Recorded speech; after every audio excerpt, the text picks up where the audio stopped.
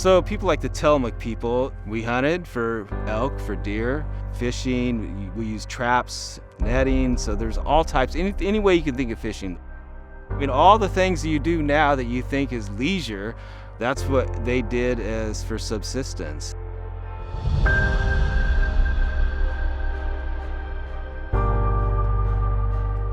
And the condom for this area is, one of them is south wind. And south wind gave us the name, swept through here like south wind does, and gave us the names for the places like Nestucca and Nescowan. That just keeps us connected with our past too, recognizing that although these names are here currently, and while we think of them as just a city or a town, but they really come from Southwind.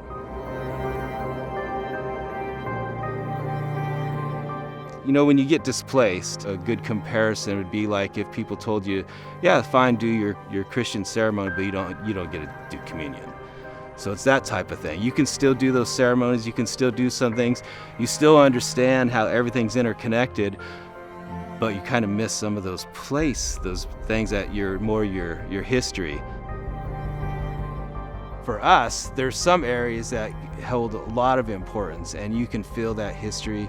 Even this area right here, for me, I feel a lot of power. There's always that pull from home, and I think that's with every tribal person, we feel it.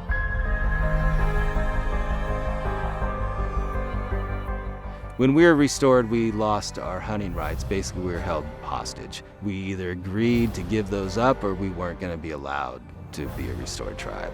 So, having to reestablish our hunting rights, we were able to work with the state and do that for the Trask and the Wilson units out here. And then that was increased just recently this last year to include a shellfish agreement.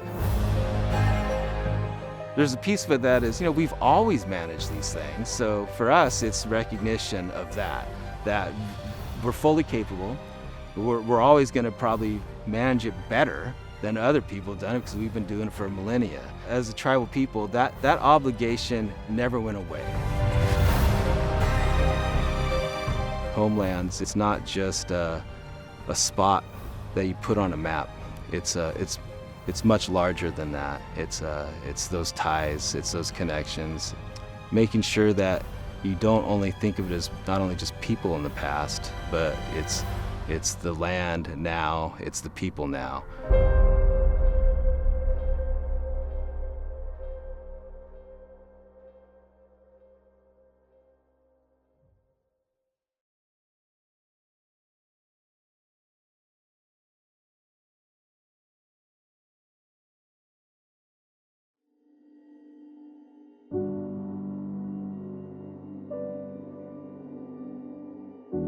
Mary's Peak is a place that's always been our protector, our provider, a place where our people could come to feel empowered, come to pray, come to heal. So Mary's Peak is such a prominent place in our history. We talk about where our tribal members sought safety from the great floods. But it's also a place where our ancestors did their everyday life, their gathering, their hunting, their fishing, their survival.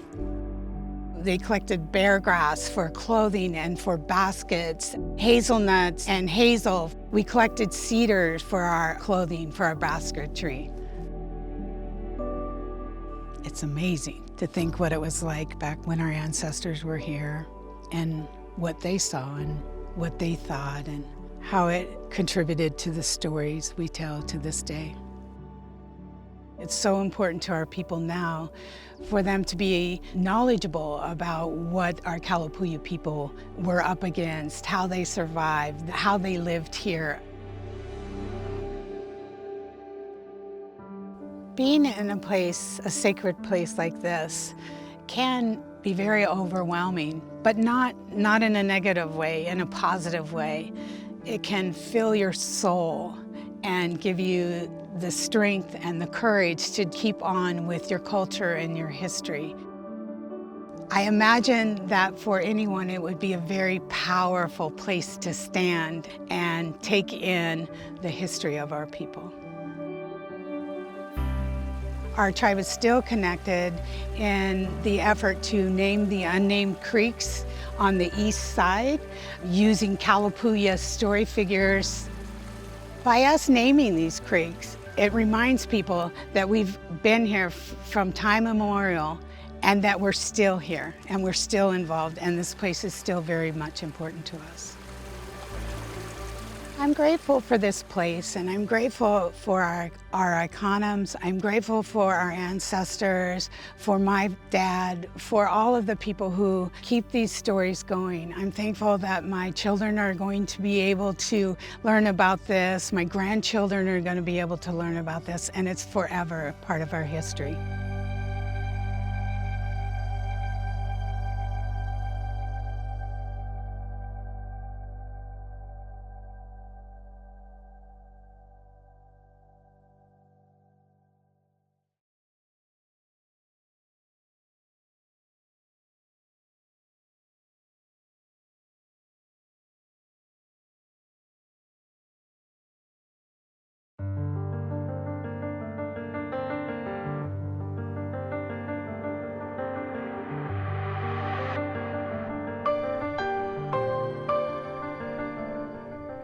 The Confederate Tribes of Grand Ronde Ceded Homelands used to be vast. It used to cover the Willamette Valley, southwestern Washington, all the way down to the border of California.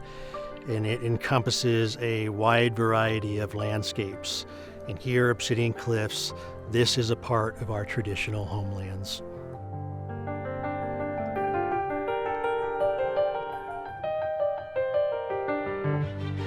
Obsidian was just valuable as a sign of wealth, as sort of a status symbol. It was also just valuable as a tool because you could make really deadly arrowheads, spearheads, axe heads, all sorts of weapons with obsidian. There was a very sophisticated trade network that started right here because the obsidian was such a valued resource by tribal people. It would just disperse throughout the area. As one person had it, they would trade it on up, and eventually it would reach places as far as British Columbia.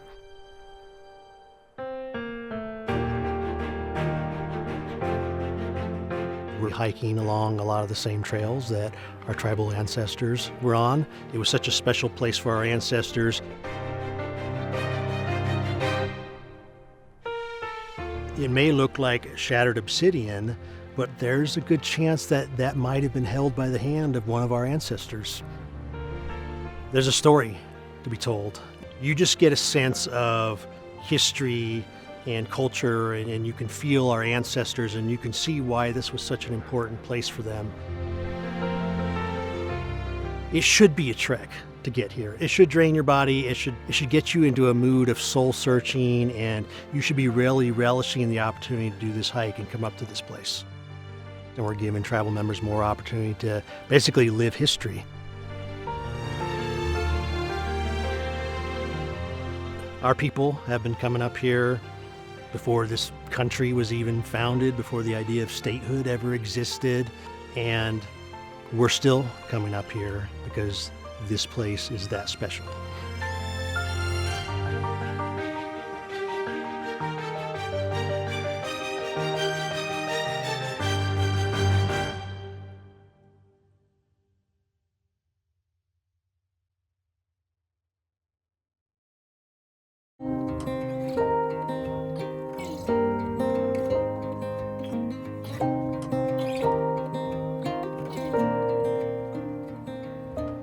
Our iconum, or traditional stories, are passed down so that we remain connected to this place here. We continue to tell those stories to our children.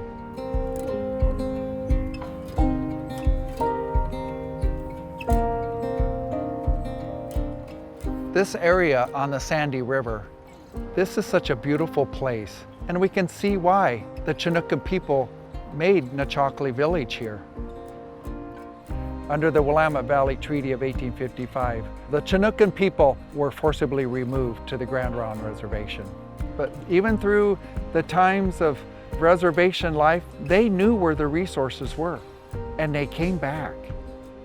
They came here for the smelt, willow for their basketry, river mussels, crawdads, the salmon, all of these types of resources that provided life. I was born and raised in Grand Ronde, and there would be like a truckload of 5-gallon buckets full of smelt. I'd never seen so many, I say small fish then in my life.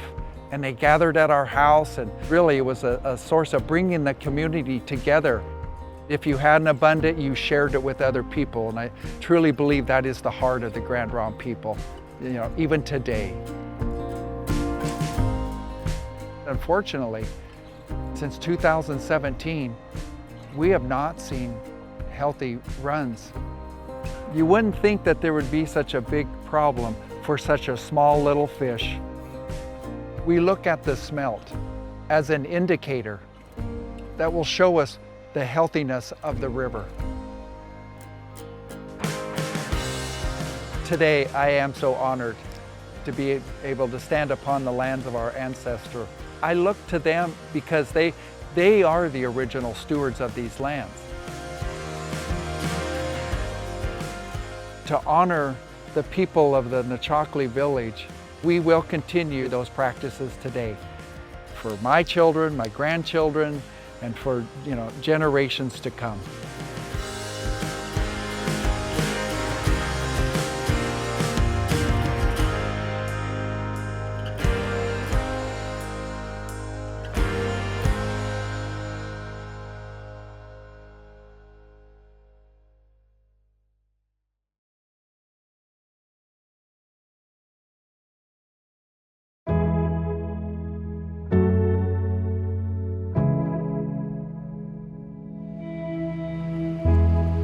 This was the home of our Kalapuyan and Malala people.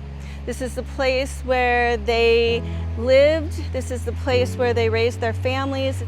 We fished along this river. We know that there was Chinook salmon, steelhead, trout, and other fish.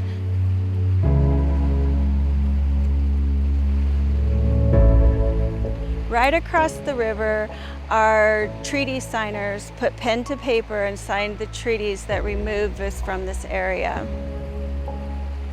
So the harmony that our people shared on this land was lost. Dams were built, farming, things just changed, and the habitat and the resources were lost.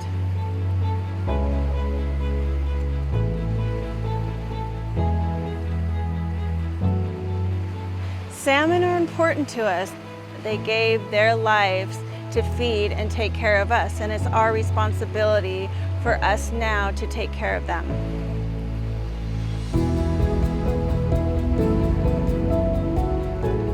Chahapam and Chikawan are places that our tribe has acquired, and we are here doing restoration, habitat restoration, and trying to restore our first foods. We need to be the most thoughtful and most responsible stewards we can be. And I believe we're doing that. Well, one thing that's really one of our priorities is salmon recovery. So we're really passionate about taking care of our waters, making sure that they're healthy and clean. Our people were very, very connected to the land and the water. We knew how to take care of it, and we want to go back to that, and we want to preserve and protect for our future generations. One of the most powerful chiefs said he did not want to be removed, that their hearts were here. And I think that speaks even to us today. Our hearts are on these lands.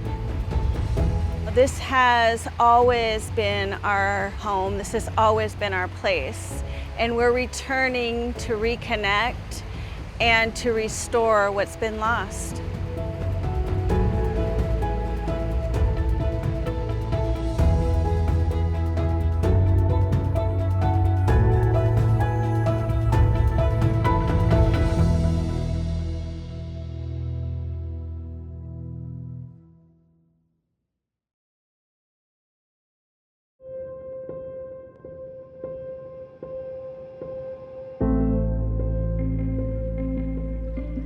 This place is inseparable to our tribes and our families in Grand Ronde. The direct connection with the chiefs who lived here and the culture that was created here is what we continue to foster in Grand Ronde today.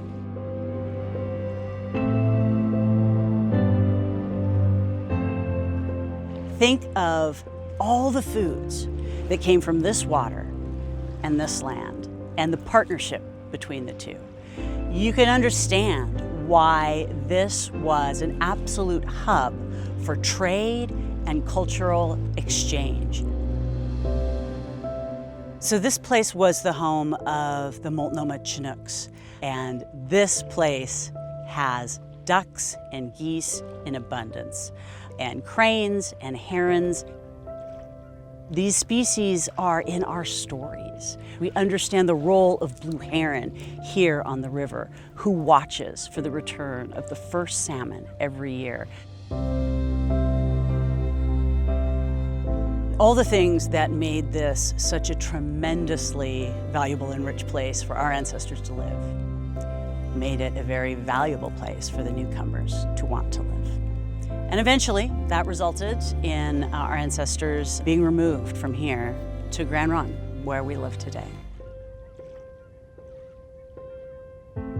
Because there were so many people who lived here for so long, this place really reflects the abundance of art that happened here. When those things can be returned to the tribe, they're not just an artifact.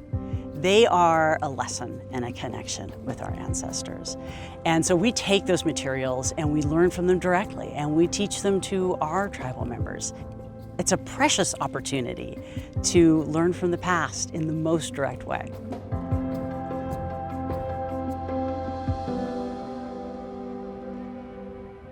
This is where I came the very first time with my cousins to dig Wapato.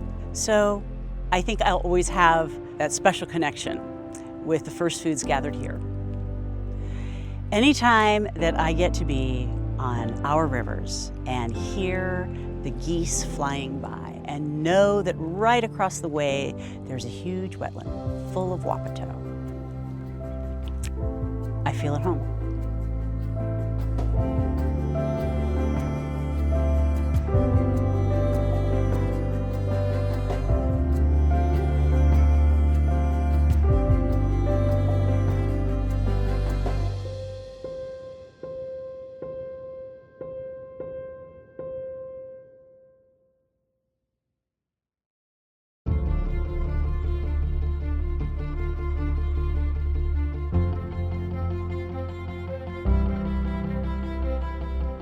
I was born and raised here, and my grandparents actually lived right there on the base of Spirit Mountain. This is home. This is everything to me.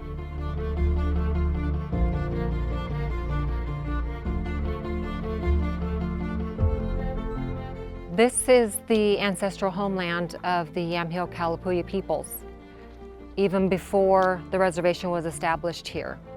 This is where they lived. This is how they thrived. The land took care of them. Since time immemorial, Spirit Mountain would have been a place that our people would have gathered, where youth would have went to connect with their Tamanoas, to seek that power, to help them identify where they were going in life.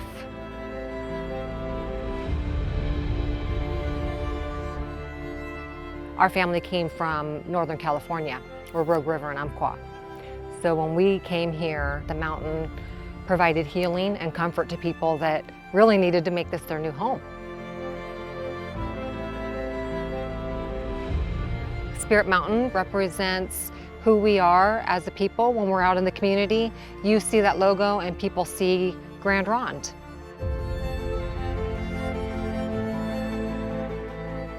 Sacred sites like Spirit Mountain provide the physical space and foundation for connecting future generations. I know for me, I think about my grandchildren. You know, they're going to be able to be on Spirit Mountain and have this space and grow up in a way that they deserve. That's what Native Americans deserve. Right now, I just feel very emotional, and I recognize that our ancestors are smiling down on us. Even the rain is cleansing. It's a reminder for us. It's renewal. And I see our Creator right there shining down on us.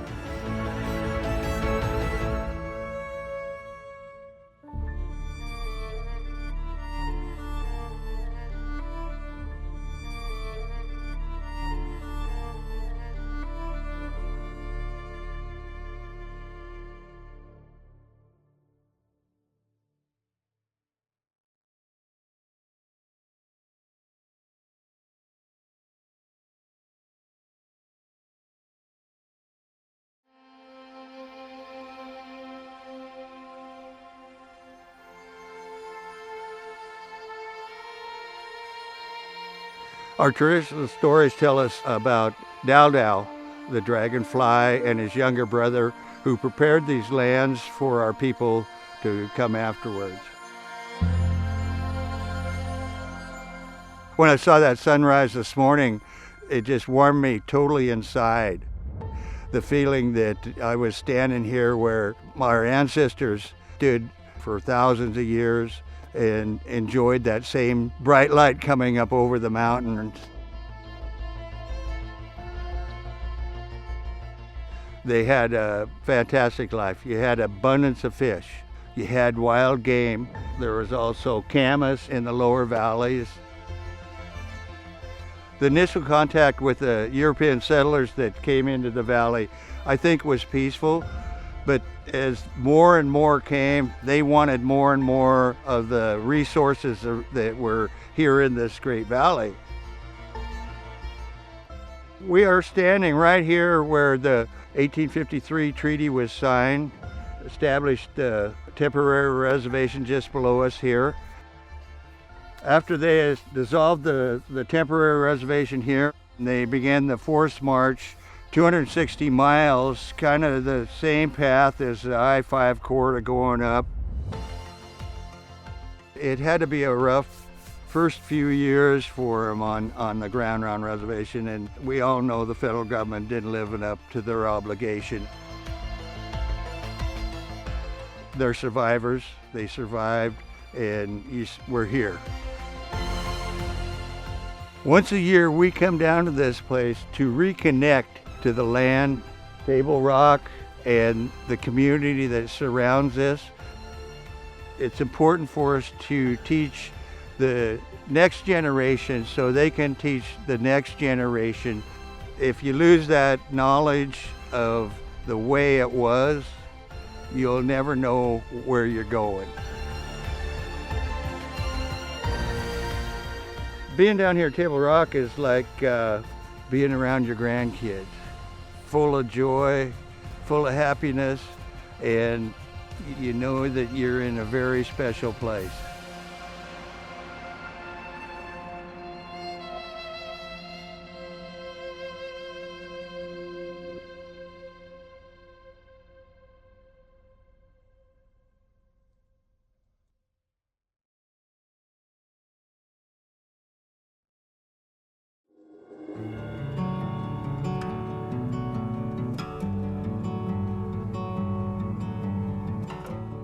The Kalapuya and the Malala people were here from time immemorial.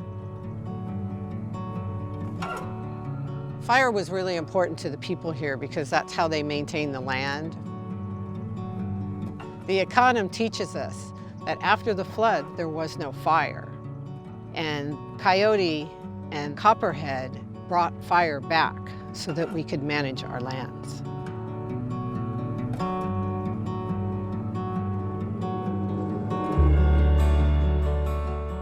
In 1837, Jason Lee in this location built the Indian Mission Manual Labor School, and Joseph Sangretti, one of our ancestors and our treaty signer, was someone who lived here. It was just to control and take away the Indian out of our people and assimilate them into a European lifestyle. Was it because of the color of their skin, the language that they spoke, the length of their hair?